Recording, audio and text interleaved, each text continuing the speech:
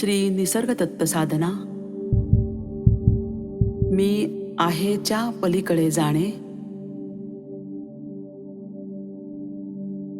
डोळे बंद करा आणि आतील शांतता जाणा.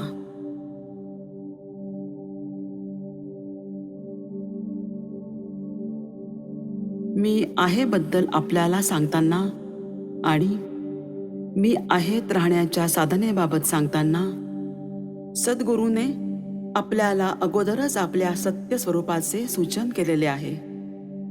काही सूचना पलीकडे जा, कालातीत, अमर्याद, शाश्वत, प्रयत्नातीत, नैसर्गिक आणि सर्वोच्च स्थिती असे शब्द वापरून केले आहेत. आता पाहूया ते निश्चितपणे मी आहेच्या पलीकडे आणि परब्रह्मस्थितीबाबत काय सांगतात.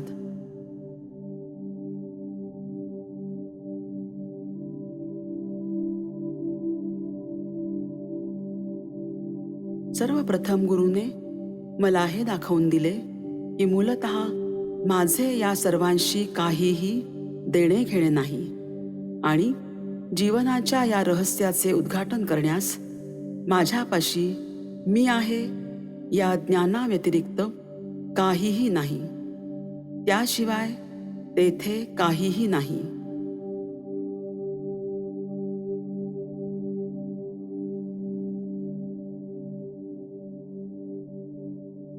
मग मी माझ्या गुरुने सांगितल्याप्रमाणे मी आहे या जाणीवेला पकडून ठेवले. मग मला हे शरीर तादात्म्य माझ्या न कळत कसे उत्पन्न झाले हे समजण्याची इच्छा झाली. जे शरीर पंचमहाभूतांचा परिणाम आहे त्यातून दुसरे कोणतेही ज्ञान कसे बरे उत्पन्न होते याची जिज्ञासा निर्माण झाली. जर कोणाची आपल्या मालकीच्या वस्तूंबाबत काही समजूत असेल तर तो भ्रम आहे, ते अज्ञान आहे असे मी स्वानुभवातून सांगू शकतो.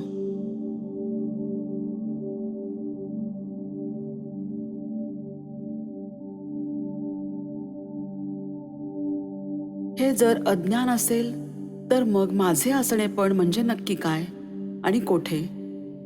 माझे असणेपण अशा शहरात आहे जे अस्तित्वात नाही, अशा जागी आहे जी जागा अस्तित्वात नाही. हे असे कसे झाले बरे? हे अशामुळे झाले की मी आहे हे ज्ञानच मुळी अज्ञान म्हणजे अपूर्ण ज्ञान आहे, माया आहे, जी मी न बोलवताच अचानकच आली आहे.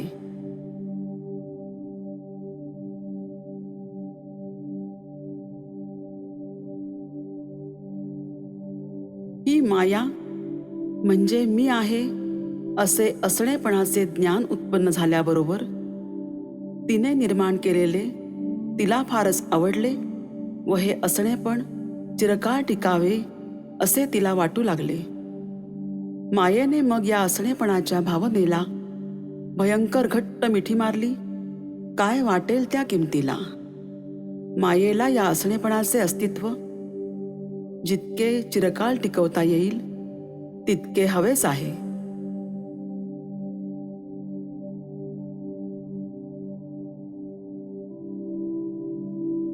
माझ्या गुरुने मला वस्तुस्थिती दर्शवली की तुझ्याकडे केवळ एक गोष्ट आहे आणि जिचा उपयोग करून तू या जीवनाचे गूढ उकलू शकतो.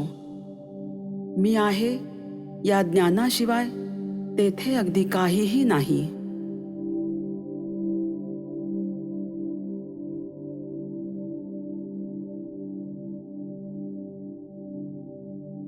म्हणून मी हे म्हणजे मी आहे हे ज्ञान माझ्या गुरुने मला सल्ला दिल्याप्रमाणे धरून ठेवले आणि मग मी हे शोधून काढू इच्छिले की या मीची आध्यात्मिक बाजू माझ्या न कळत कशी काय उत्पन्न झाली.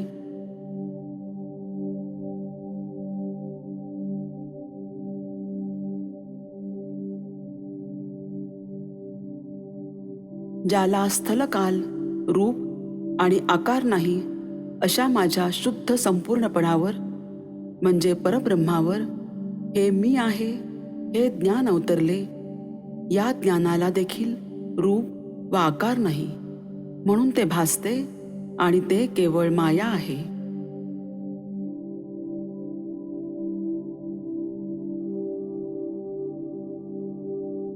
गुरु तुम्हाला सांगतो, कल्पनेपासून मुक्त व्हा, केवळ तुम्ही स्वतः असा.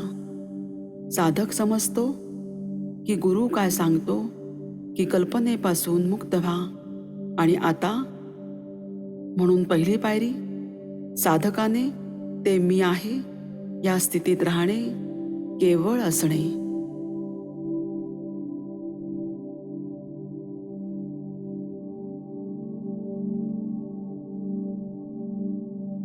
तेथे पहिले सर्व मी आहे हे कळते, पण ही जाणीव शब्दांपूर्वीची शब्दांशिवाय आहे.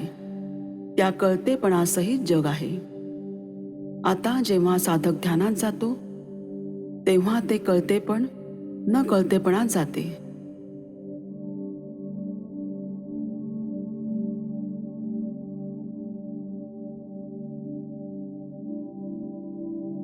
शारीरिक दृष्टीने पाहिल्यास सर्व विविध श्रेणीत ही सर्वोच्च अवस्थाच होय. कारण हे कळतेपण व न कळतेपण या शरीराशी संबंधित आहेत आणि शरीर म्हणजे जाणीव. जाणीवपणाच्या क्षेत्रातच जाणीव व नेणीव अस्तित्वात असतात.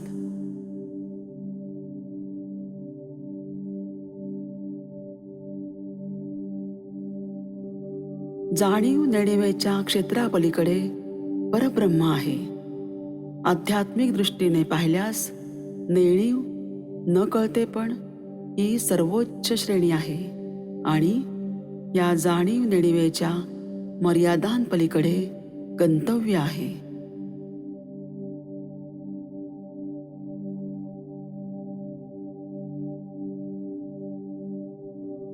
या आध्यात्मिक श्रेणीत स्थूलापासून सूक्ष्माकडे तुम्ही सूक्ष्मातिसूक्ष्म आहात. हे कसे जाणले जाईल? मुख्य पाया हा आहे की तुम्ही आहात हे तुम्ही जाणत नाही आणि अचानक मी आहे ही भावना प्रकटली. हे प्रकटताक्षणी तुम्ही पोकळी म्हणजे आकाश पाहता. मानसिक अवकाश ते सूक्ष्म अवकाश पोकळीसारखे तेथे स्थिर व्हा. तुम्ही ते आहात.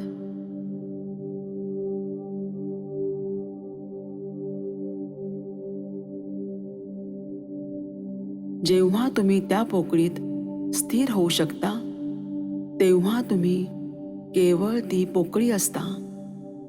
जेव्हा ती आकाशासारखी ओळख मी आहे अदृश्य होते तेव्हा ती पोकळी देखील अदृश्य होते. तेथे पोकळी नाही.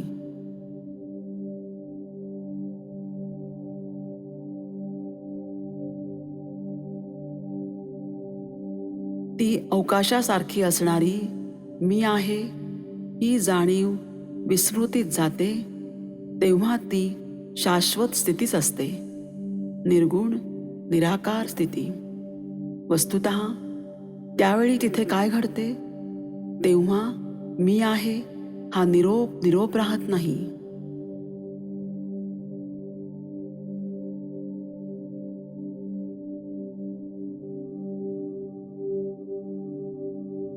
मी सर्व 4 प्रकारच्या वाणींचा अनुभव घेतला आहे आणि त्या पलीकडे गेलो आहे.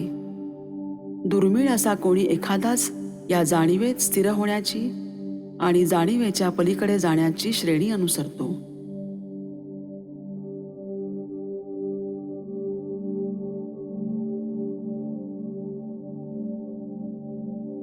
आपण नेहमी जे शब्द ऐकतो त्याला वैखरी वाणी म्हणतात. वैखरीतून मध्यमेकडे जाणे म्हणजे मनातल्या मनात पण स्पष्ट शब्दोच्चार. जेव्हा आपण ही शब्द बनण्याची प्रक्रिया म्हणजे अस्पष्ट विचारांचे रूप घेण्याची प्रक्रिया मनातल्या मनात पाहतो तेव्हा आपण पश्यंती वाणीला संकल्पनांना शब्दरूप देताना पाहत असतो.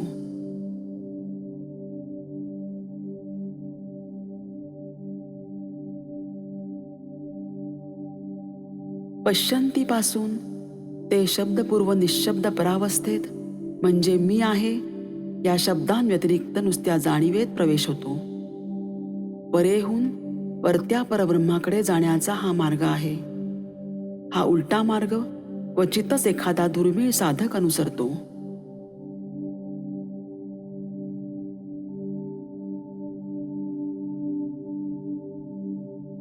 काहीही करू नका, अगदी काहीही नाही.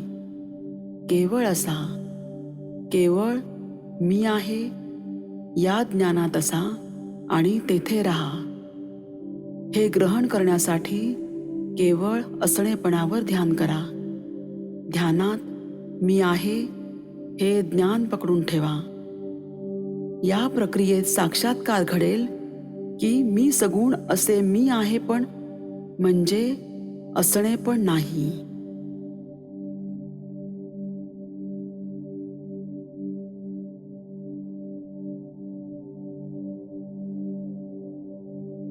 म्हणून ध्यानात स्मृतीमध्ये काहीही ठेवायचे नाही. असे असले तरी स्मृतीपटलावर काहीतरी प्रकटेल, पण त्याशी असंमतीत असा, केवळ असा. काहीही करू नका. ध्यानात काहीतरी आकलन करण्यापासून स्वतःला परावृत्त करा. याऐवजी ज्या क्षणी असे कराल भिन्नपणास सुरुवात होईल आणि मग द्वैत घडेल.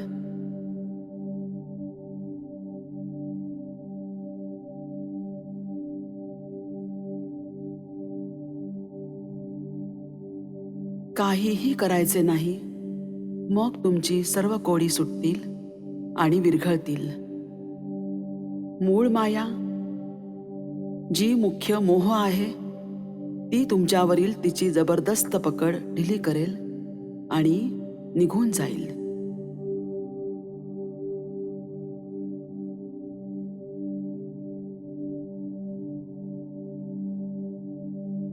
तुम्ही निश्चित निर्णयाला यायला हवे. तुम्ही विसरले पाहिजे की तुम्ही शरीर आहात आणि केवळ मी आहे या ज्ञानात असायला हवे. ज्याला आकार नाही, नाव नाही, केवळ असा.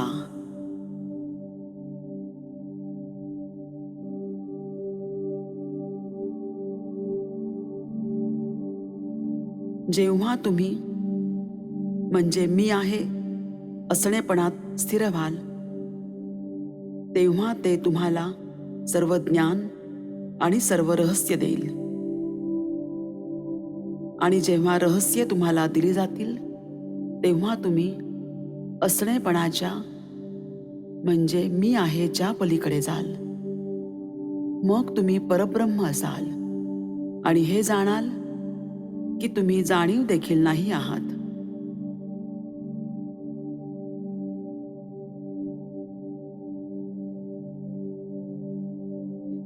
हे सर्व ज्ञान मिळाल्याने, हे काय आहे हे समजल्याने एक प्रगाढ शांतता पसरेल.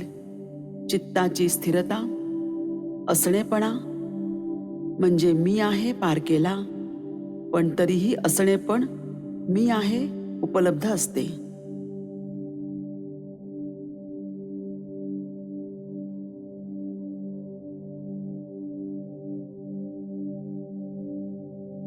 जर तुम्हाला प्रश्न विचारला गेला की तुम्ही 100 वर्षांपूर्वी कसे होतात, तर तुम्ही म्हणाल मी नव्हतो. याचा अर्थ मी यासारखा नव्हतो, म्हणजे मी आत्ता मी आहे सारखा नव्हतो.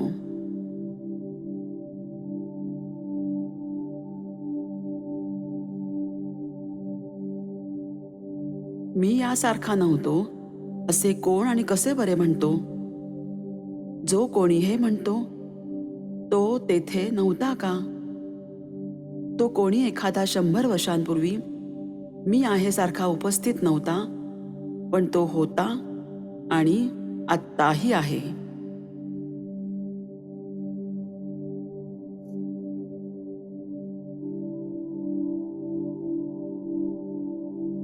हे सूक्ष्म विचार करण्याचे ठिकाण आहे. म्हणून हे व्यवस्थितपणे समजण्याचा प्रयत्न करा. जेव्हा मी म्हणतो मी नव्हतो, गर्भधारणेपूर्वी नव्हतो, तेव्हा वस्तुतः असा अर्थ की मी आत्ताच्या माझ्या मी आहे यासारखा नव्हतो.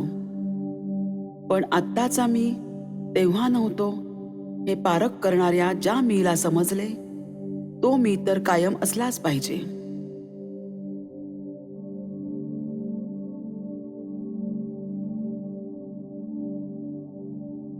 पहिली पायरी ही आहे की या मी आहेच्या स्थितीत जाणे, तेथे राहणे आणि मग एकरूप होणे आणि पलीकडे जाणे. हे मी आहे हा भाव टिकवून ठेवण्याचा प्रयत्न करा. चांगले वा वाईट दोन्हीही विचारांपासून अबाधित राहा. मी आहे जेव्हा या शुद्ध जाणीवेत एकरूप होईल, तेव्हा संपूर्ण विश्व नाहीसे होईल, जसे की ते कधीच अस्तित्वात नव्हते. पहिली पायरी मी आहे पाशी जाणे आणि तेथे राहणे आणि तेथून तुम्ही जाणीव आणि नेणीव यांच्या पलीकडे असीम जाणीवेत जाणे. त्या कायमच्या परब्रह्मस्थितीत तुम्ही पूर्णपणे निरीच्छ आणि शांत बनता आणि मी आहे हा विचार देखील उठत नाही.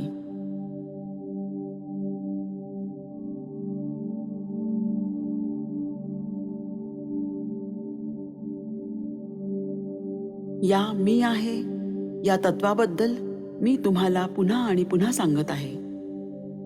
एकदा का तुम्ही मी आहे हे कोडे सोडवले की तुमचे सर्व प्रश्न संपतील. मी आहे हा संपूर्ण जगाचा आत्मा आहे. मी आहे या ज्ञानाचा साक्षी हा मी आहे या ज्ञाना अगोदर आहे.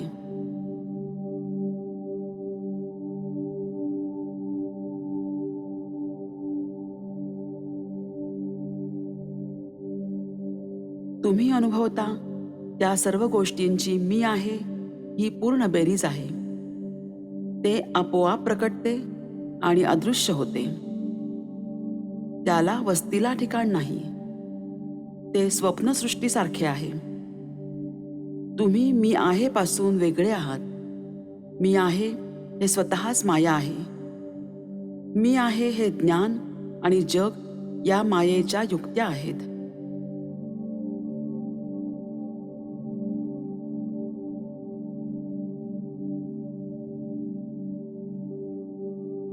मी आहे हे ज्ञान मिळण्यापूर्वीच्या स्थितीत तुम्ही होता. ती त्याची स्थिती आहे.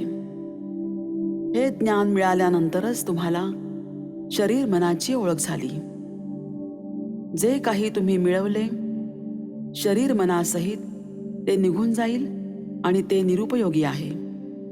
पण तुमची सत्यस्थिती तुम्हाला शरीर मिळण्यापूर्वी ती सत्य खरी स्थिती आहे आणि ती सत्यस्थिती शिल्लक राहील.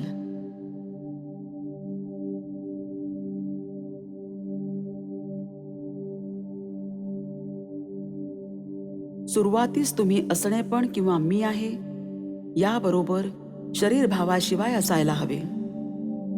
तुम्हाला वाटते की आता तुम्ही शरीर आहात, पण जेव्हा तुम्ही असणेपणात वस्ती करता तेव्हा तुम्ही जाणता की तुम्ही शरीर भावाशिवाय कसे आहात. तेव्हा तुम्ही त्यापासून वेगळे असता.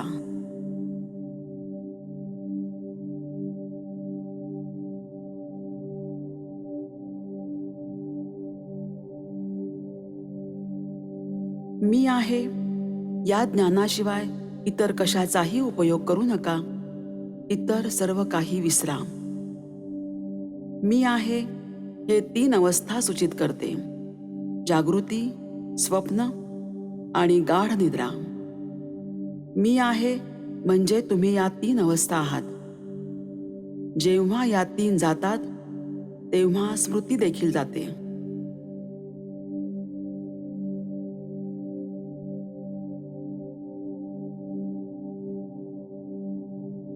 तुम्ही विचाराचे साक्षीत्व करू नका, पण मी आहे या जाणीवेचे साक्षीत्व करायला हवे. प्रत्येक गोष्ट मी आहेची अभिव्यक्ती आहे, पण तुम्ही ते नाहीत. तुम्ही मी आहेच्या अगोदर आहात.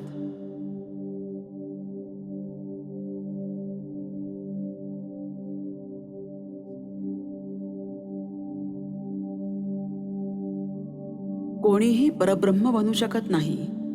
कोणीही परब्रह्म बनण्याची शक्यता नाही. ते आहे. मी आहे हे ज्ञान तुमच्यावर प्रकटण्यापूर्वी ते परब्रह्म आहे. जर तुम्ही योग्यपणे मागे गेलात तर मी आहे ही जाणीव अदृश्य होईल. मग तेथे हालचाल नाही.